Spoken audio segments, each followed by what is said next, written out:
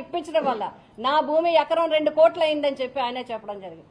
నాకు 4 ఎకరాల భూమి ఉంది, నాకు 2 కోట్లు ఎకరం అయిందని చెప్పి వారు చెప్పడం జరిగింది.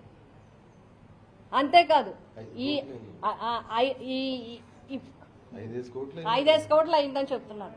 అంతేకాకుండా సూర్యనారాయణ గారు ఆయన కూడా చెప్పడం జరిగింది, ఈ పోరాటంలో నన్ను భూమిలోకి కనీసం వెళ్ళనివ్వలేదు, 3 సంవత్సరాలు నేను పంట పండించుకోలేదని చెప్పడం జరిగింది. కానీ జగన్ గారు వచ్చిన వెంటనే నేను 3 సంవత్సరాలు శుభ్రంగా చక్కగా పంట పండించుకున్నాను, ధైర్యంగా ఉన్నాను, నిజంగా మళ్ళీ నా భూమి నాకు ఇచ్చారని చెప్పి వారు చెప్పడం జరిగింది. ఇదేమి పద్ధతి? ఒకళ్ళ క్రెడిట్ని మన క్రెడిట్ కింద చెప్పడం అనేది కరెక్ట్ కాదు, మంచి విధానం కాదు. SEZ విషయం మాత్రం లోకల్గా బయట తెలియక ఏమన్నా రాయొచ్చు, పత్రికల్లో రాయొచ్చు, ప్రెస్లో చెప్పొచ్చు, పూర్తి సమాచారం లేక చేసుకోవచ్చు, లేకపోతే హిస్టరీ చూడకుండా